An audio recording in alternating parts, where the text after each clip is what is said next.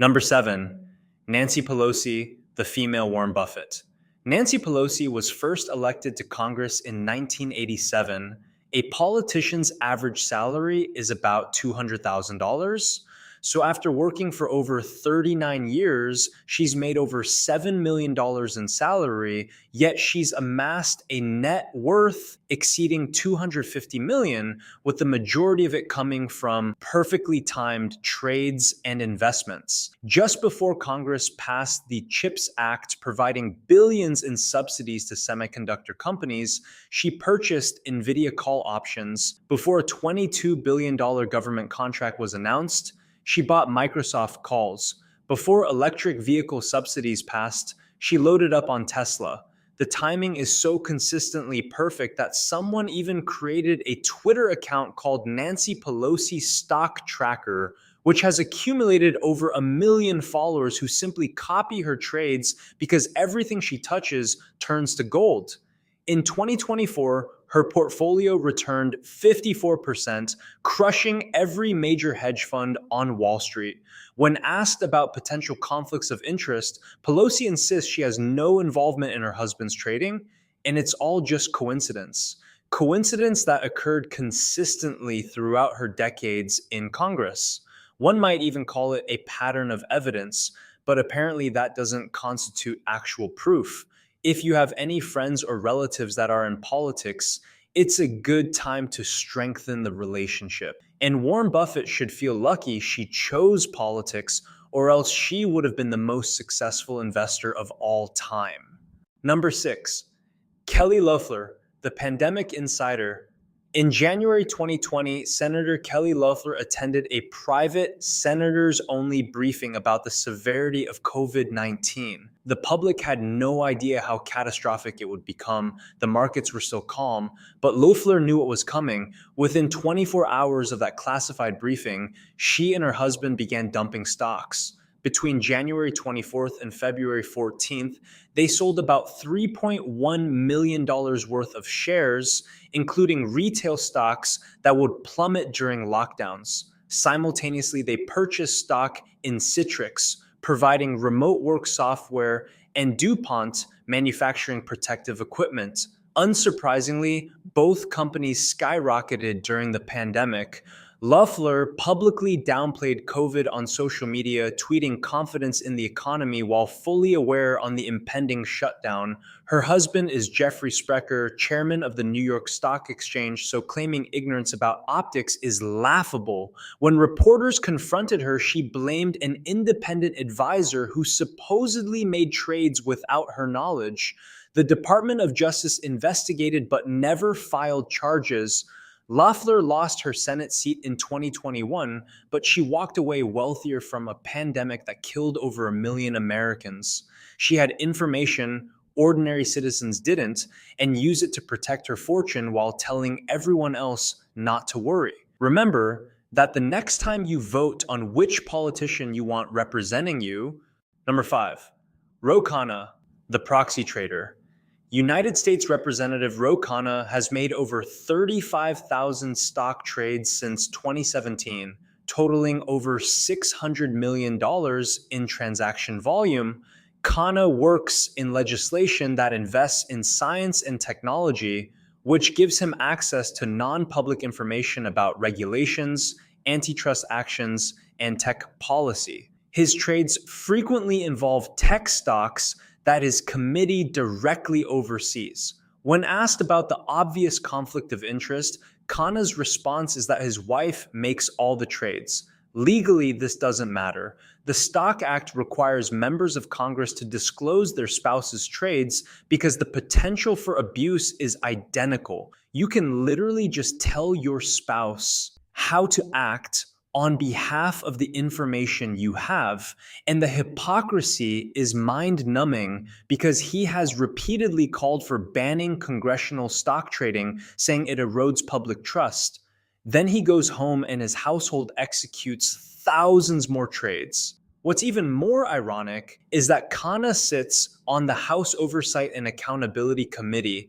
The man is advocating for reform after making away with millions without any repercussions, and I guess it's all cool if we all play dumb. Number 4, Diana Harshbarger, the pharmaceutical player.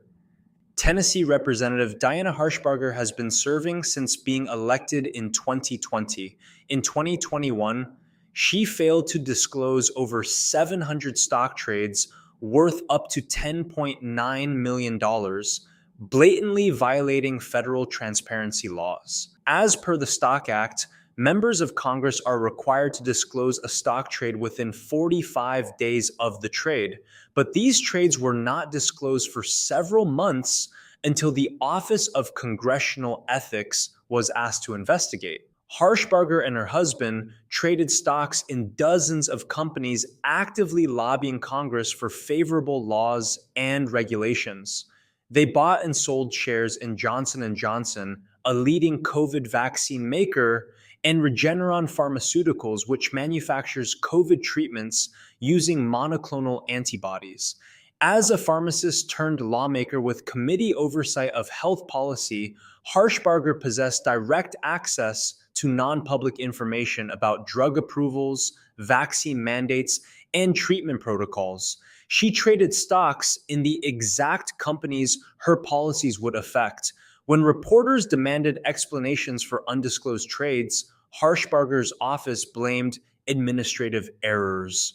Pretty much a hollow, insincere excuse. And she made millions trading stocks in industries she regulates, concealed the trades, got caught, and faced essentially zero consequences. I didn't realize members of Congress can get away with breaking laws, but I guess I should have been a politician. Number 3, Dan Crenshaw, the defense contractor investor. Texas Representative Dan Crenshaw, a former Navy SEAL who sits on the House Energy and Commerce Committee, has made hundreds of trades in defense contractors and energy companies directly benefiting from legislation he votes on. Crenshaw has traded stocks in Raytheon, Lockheed Martin, and Boeing, all while voting on military spending bills, funneling billions to those exact corporations. He's traded energy stocks while crafting energy policy. In 2020, Crenshaw bought oil and gas company stock days before voting on legislation favorable to the fossil fuel industry.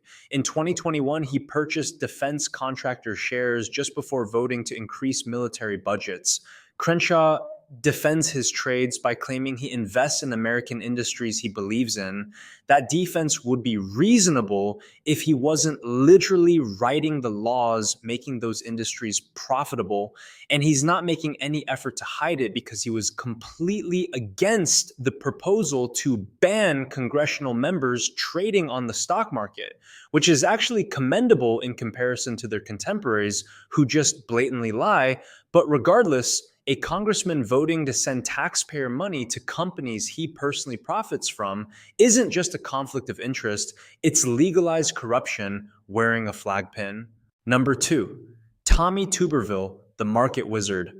Alabama Senator Tommy Tuberville, a former college football coach with zero financial background, somehow became an incredibly successful stock trader the moment he entered the Senate in 2021.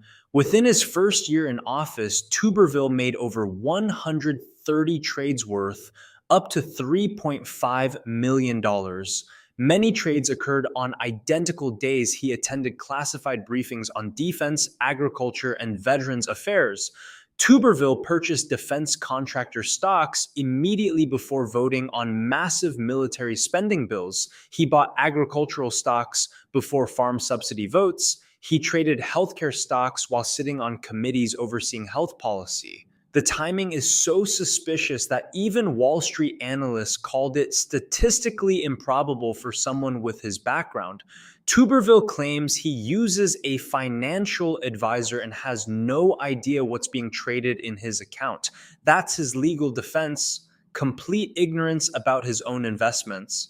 But it's not hard to connect the dots when he literally sits on the Senate Committee on Agriculture, Nutrition, and Forestry, which gives him access to non-public information. When questioned about potential conflicts, Tuberville said he's just trying to build wealth like any American. The difference is most Americans don't receive classified national security briefings before placing trades. Tuberville went from coaching football to beating the market in his first year as a senator. That's not skill, that's access. And it's literally corruption masked as meritocracy for the stupidly gullible. Number one, Josh Gottheimer, the Wall Street Whisperer. New Jersey Representative Josh Gottheimer sits on the House Financial Services Committee overseeing banking, insurance, and securities regulation. Between 2020 and 2024, Gottheimer made hundreds of trades in financial sector stocks, including JP Morgan, Goldman Sachs, and Wells Fargo. These were the exact institutions his committee regulates. In 2023, Gottheimer bought bank stocks just before voting on legislation loosening regulations for regional banks. Unsurprisingly, those stocks surged. He sold tech stocks days before antitrust hearings that tanked their values. He bought defense stocks before voting to increase military spending. The pattern is unmistakable and repeats with remarkable consistency. Gottheimer attended closed-door meetings with bank CEOs, then traded their stocks. He received briefings on proposed regulations, then positioned his portfolio accordingly. When journalists questioned the timing, Gottheimer claimed advisors made trades and he wasn't involved in day-to-day decisions. Yet trades happened within days, sometimes hours, of committee meetings and votes. Gottheimer has refused to support a congressional stock trading ban, arguing transparency is sufficient. But transparency doesn't stop the trades, it just lets us watch them happen in real time. So I guess members of Congress is the House, and the House never loses. The system is truly broken from the core, and it's crazy to think that these are the people we trust to collectively run our country. Thanks for watching. Like and subscribe to see more.